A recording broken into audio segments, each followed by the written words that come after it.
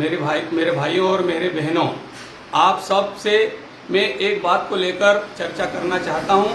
पूरे देश में टीईटी परीक्षा को लेकर लोगों के मन में बहुत सारे संदेह और बहुत सारी शंकाएं, आशंकाएं, कुशंकाएं मन में व्याप्त है।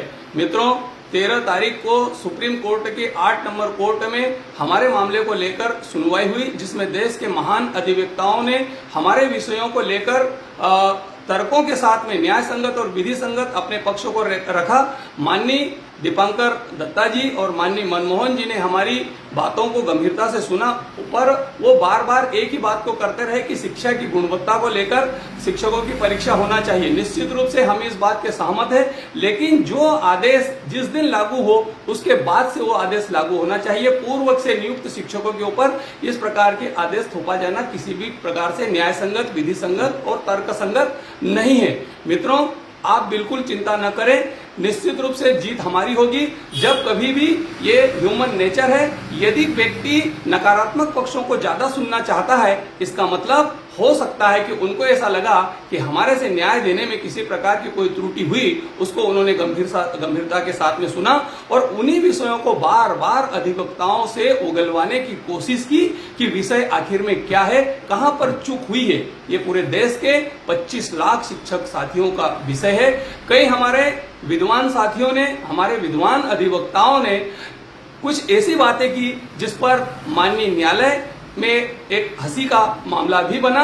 उन्होंने कहा कि किसी वर्ग विशेष को छूट दी जाए, शिक्षक शिक्षक होता है। हम पूरे देश के शिक्षकों की बात करना चाहते हैं, वो चाहे महिला हो, चाहे पुरुष हो, चाहे वो किसी भी वर्ग से आता हो, शिक्षक शिक्षक होता है। उसकी अस्मिता, उसके सम्मान, उसके गौरव को किसी भी प्रकार से आंच नहीं आने देंगे। इस बात को लेकर हमने न्यायालय की लड़ाई को भी गंभीरता के साथ में हम लड़ रहे हैं और यदि किसी कारणवश, वैसे तो हमारे पक्ष में फैसला आएगा, इस बात को लेकर हम आश्वस्त हैं। पूरी तरह से हम इस बात को लेकर गंभीर भी हैं कि यदि किसी प्रकार से हमारे पक्ष में -1% में भी यदि फैसला आता है तो इसके बाद में क्यूरेटिव पिटीशन होती है, जिसको हम दायर करेंगे और न्यायालय से भी हम हमारा निर्णय हमारे पक्ष में हम करवाएंगे। मित्रों, यदि किसी कारण से हमारे पक्ष में निर्णय नहीं होता है तो हम इस देश की सरकार, जिस देश की सरकार को कानून बनाने का अधिकार है, उस सरकार से आग्रह करेंगे कि वो कानून में बदलाव करे, अध्यादेश लाए और इसको लेकर यदि जरूरत पड़ी तो हम निश्चित रूप से पूरे देश के शिक्षकों से, देश के शिक्षक संगठनों से चर्चा कर रहे हैं और एक प्रकार से उनको हम इकट्ठा करके सड़क से लगाकर संसद तक का संघर्ष करेंगे। लेकिन ये संघर्ष थमेगा नहीं। हम शिक्षकों के हितों के संरक्षण के लिए अपना सर्वस्व बलिदान करने के लिए भी हमेशा तत्पर रहेंगे और किसी भी कीमत पर शिक्षकों के हितों के साथ में अन्याय नहीं होने देंगे। ये लड़ाई हम अंतिम दम तक लड़ेंगे। किसी भी प्रकार से जो आरटी लागू हुआ उसके पूर्व के शिक्षकों को परीक्षा नहीं देना पड़ेगी। इस बात को लेकर हम गंभीरता से पूरी लड़ाई को लड़ेंगे। किसी भी प्रकार की अफवाहों पर ध्यान न दे। कई प्रकार की बातें, कई विद्वान अलग अलग प्रकार से व्हाट्सएप का ज्ञान लोगों तक बांटने का काम कर रहे हैं, लेकिन आप निश्चिंत रहे।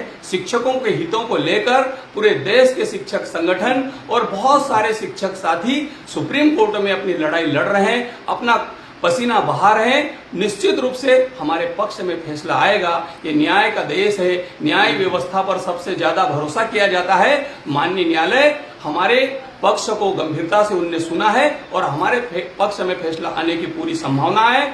फिर भी हम लड़ाई में भी कभी पीछे नहीं हटेंगे। हमने भोपाल की सड़कों पर भी आंदोलन किया है और हम देश के शिक्षक संगठनों से चर्चा कर रहे हैं। जल्दी ही दिल्ली में एक बैठक आयोजित कर हम सड़क पर भी संघर्ष करेंगे और ये संघर्ष सड़क से लगाकर संसद तक अपनी गूंज को गुंजाकर शिक्षकों के हितों का संरक्षण करेगा। आप निश्चिंत रहे, आप धैर्य बनाए रखें। आपने जैसा अभी तक भरोसा किया है, आगे भी भरोसा बनाए रखें। आपके भरोसे पर हम खरा उतरेंगे। किसी भी कीमत पर शिक्षकों के हितों के साथ में अन्याय नहीं होने देंगे। इसके लिए चाहे जितना परिश्रम करें, पर हम परिश्रम करके अपने शिक्षकों को न्याय दिलाएंगे। आप धैर्य रखें। बहुत बहुत धन्यवाद। जय हिंद, जय भारत।